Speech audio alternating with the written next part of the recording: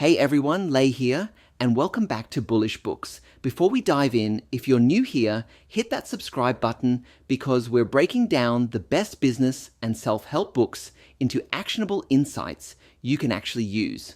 So let me ask you something. Have you ever worked harder for less money and felt more alive doing it? Or maybe you've experienced the opposite. You got that big bonus, that promotion, that shiny reward everyone said would make you happy, and instead you felt empty. Here's the thing. Most of us were raised on a simple formula. Rewards equal motivation, punishments prevent bad behavior. Do this, get that. Fail, face consequences. Your boss uses it. Your parents probably used it. Schools definitely use it. And it's fundamentally broken. I know this because I lived the extreme version of this system. I grew up in a culture that worships adversity. My parents didn't just believe in tough love, they practiced it religiously. No compliments because that breeds complacency. No encouragement because that creates weakness. Just punishment and humiliation as the only tools to shape success.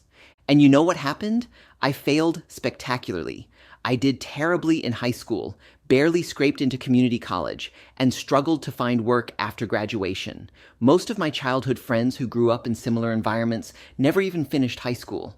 Now, with a PhD and years of distance, I can see exactly what went wrong. My parents had deployed what Daniel Pink calls Motivation 2.0 in his book Drive, the surprising truth about what motivates us, except in my case, it was all stick. No carrot. And today, we're going to explore why this entire approach is obsolete, how it actually damages performance, and what actually works instead. Let's start by understanding how we got here. 50,000 years ago, human motivation was simple. Motivation 1.0 was pure survival. Find food, find water, find shelter. This biological operating system worked perfectly for our ancestors. But as societies grew complex, we developed Motivation 2.0, built on external rewards and punishments. This emerged with the Industrial Revolution and became the foundation of modern management. You've heard of Frederick Taylor's scientific management, right? Break work into simple tasks. Use incentives to ensure performance. Simple, logical, and everywhere. Schools dangle grades. Companies offer bonuses. Parents promise rewards for good behavior and dish out punishments for bad. It seems to make perfect sense. But here's the problem. 3 massive shifts have rendered this system obsolete. First, how we organize has changed. Wikipedia crushed Microsoft Encarta not through superior incentives, but through volunteers working for free. Linux, created by unpaid programmers, now powers most of the world's servers. People are building incredibly valuable things without traditional external motivators.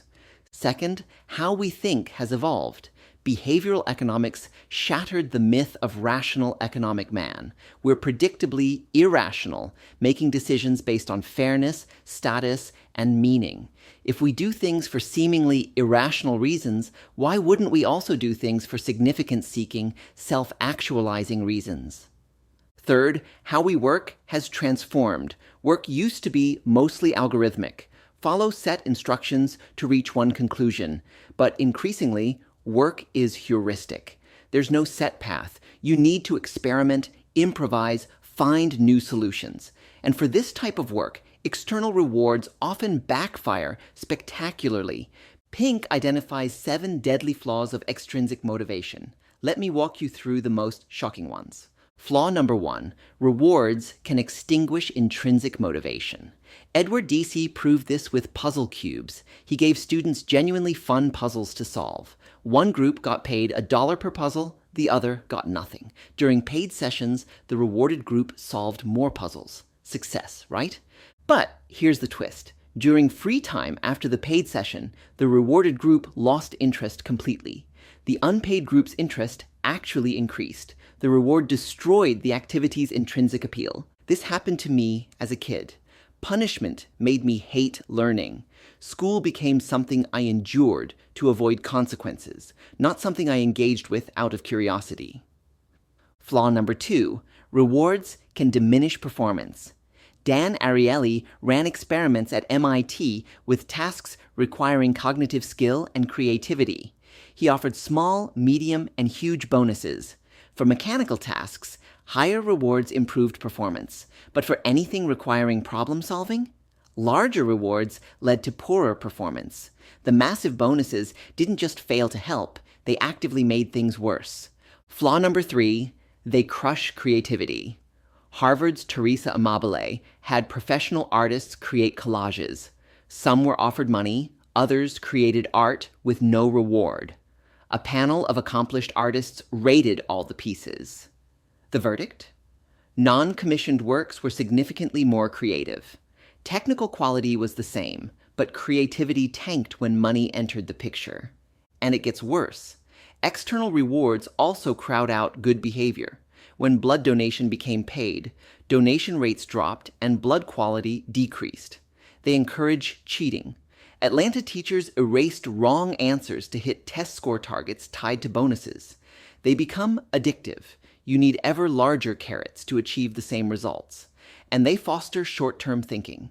People optimize for immediate measurable outcomes at the expense of long-term value. Now, before we throw out carrots and sticks entirely, let's be honest, they're not always harmful.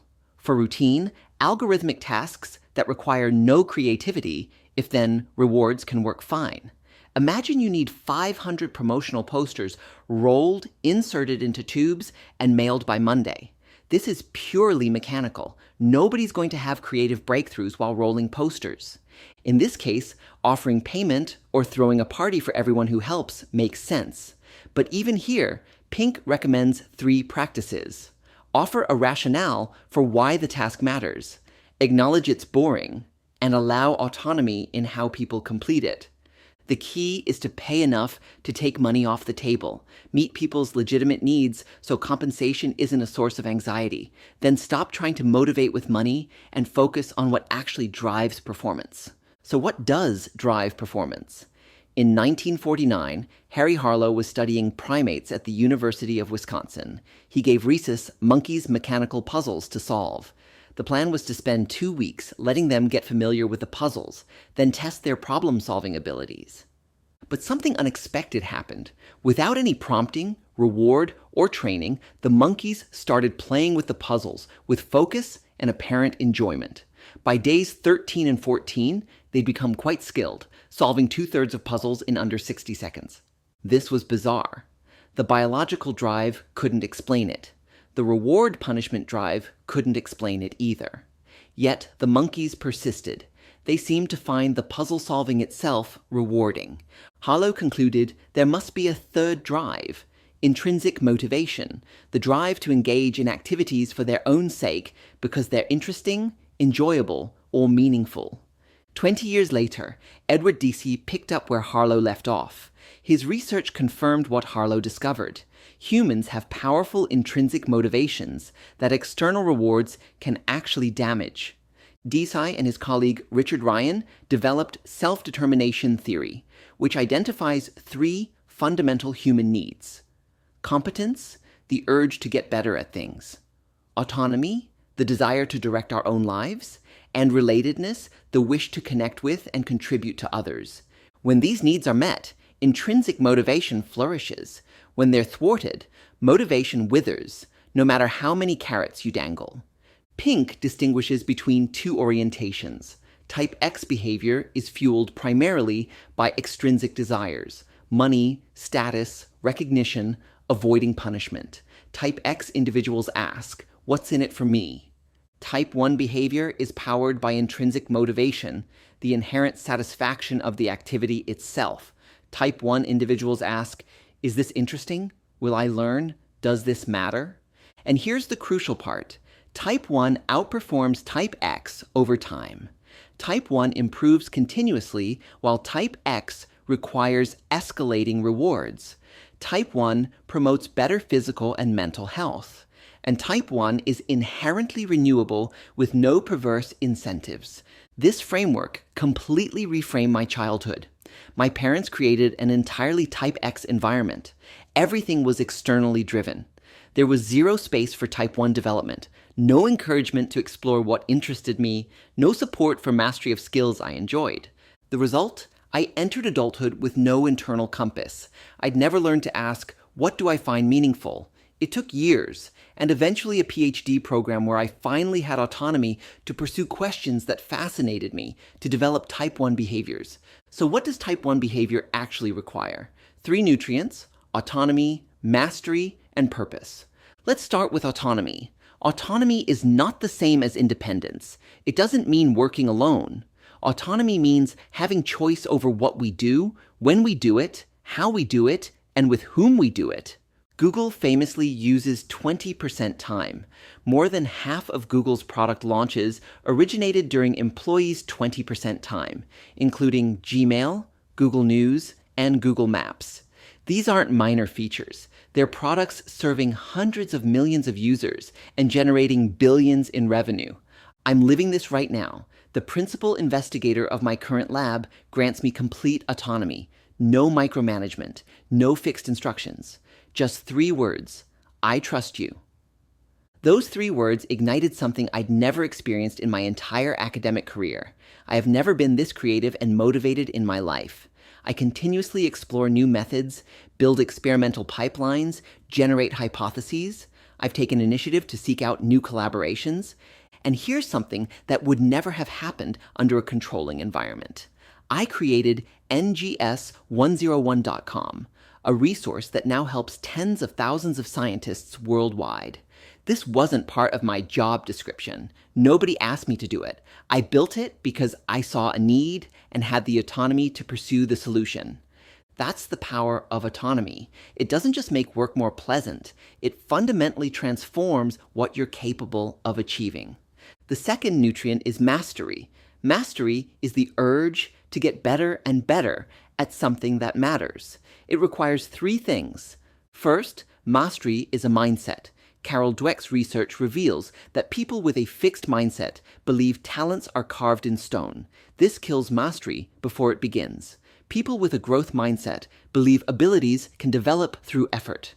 Challenges become opportunities. Second, mastery is a pain. World-class performers accumulate roughly 10,000 hours of deliberate practice, about 3 hours daily for 10 years. It's not fun, but intrinsic motivation makes the pain bearable. Third, mastery is an asymptote. You can always get better. There's always a deeper level. You never arrive, and that's what keeps it engaging. The third nutrient is purpose.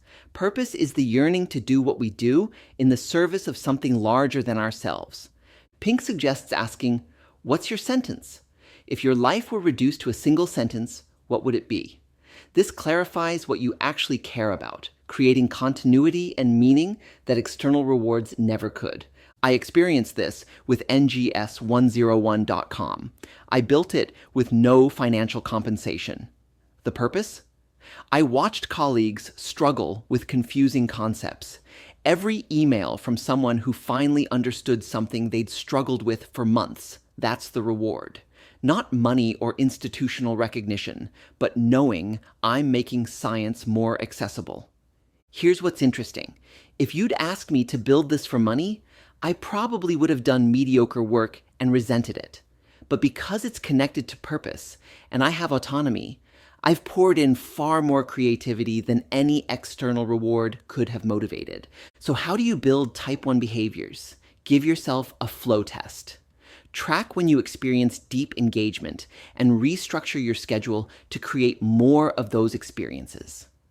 Ask your sentence. What do you want your legacy to be? Pursue mastery through deliberate practice?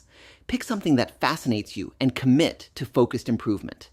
For organizations, implement 20% time, embrace results-only work environments, make purpose visible, and rethink compensation. Pay fairly to take money off the table, then stop trying to motivate with money. For parents and educators, praise effort and strategy, not intelligence. Help kids see the big picture. Encourage mastery over performance. Give them unstructured time and model Type 1 behavior. My parents believed adversity shapes success. They were half right. Adversity can teach resilience when it occurs in a context that also provides autonomy, supports mastery, and connects to purpose. But adversity alone, especially deliberately inflicted through punishment, destroys motivation. The carrots and sticks approach worked for simple tasks in an industrial era, but that era is ending.